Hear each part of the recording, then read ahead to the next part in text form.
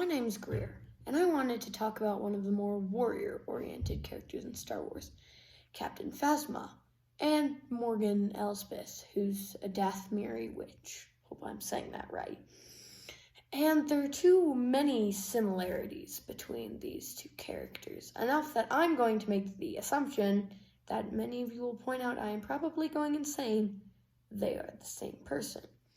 One key feature between these two that distincts them greatly is their use of a staff, baton, spear, which we haven't seen anybody else use it like that since Rogue One, and he was force sensitive.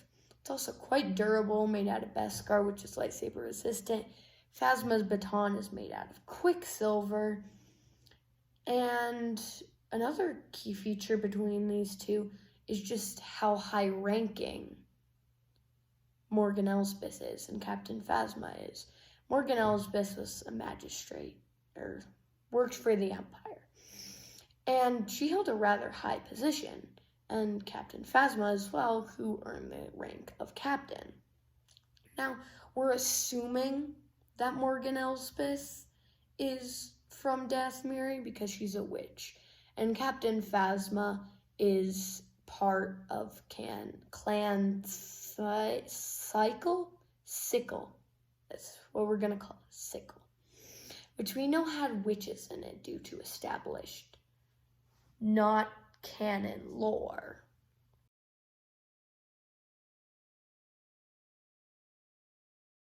Another key feature between these two is that they're feminine, which doesn't hint at much, but that's something to work off of.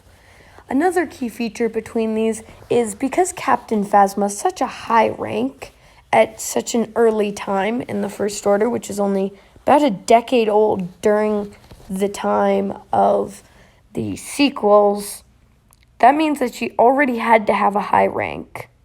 And she could have just made up the whole clan sickle thing, and anybody could have believed her.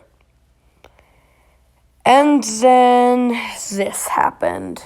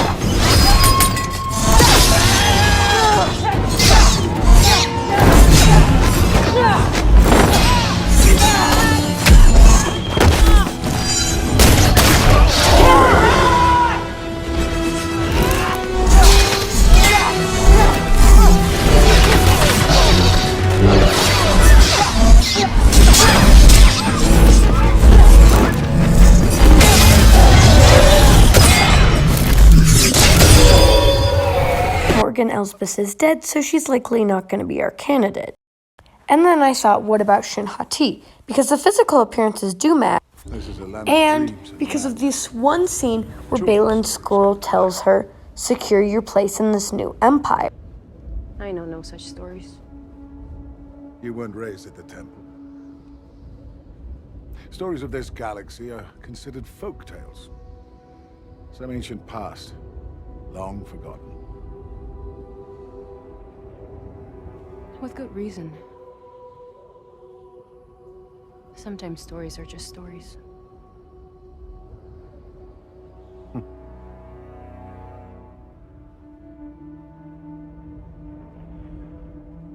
When I was a bit older than you are now,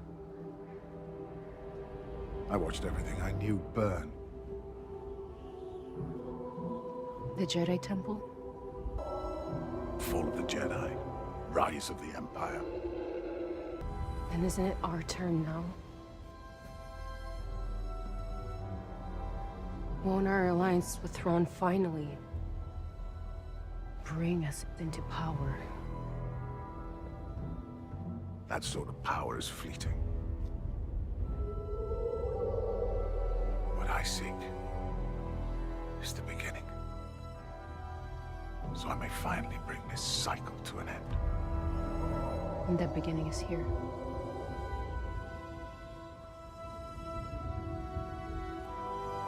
If the old stories are true,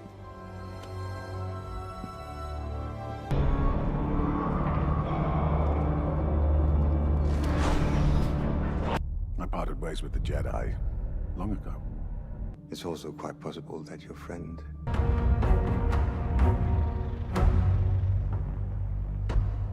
Indeed. You may follow her at your own pace. Yes, Grand Admiral. I thought you were to honor your agreement. Sabine Wren will have the op. And if she does, you and your master will destroy them both.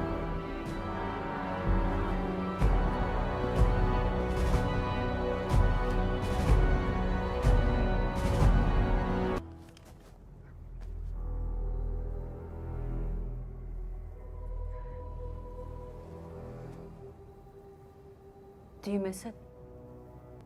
The Order in this wasteland? The existence of the Great Mothers confirms this.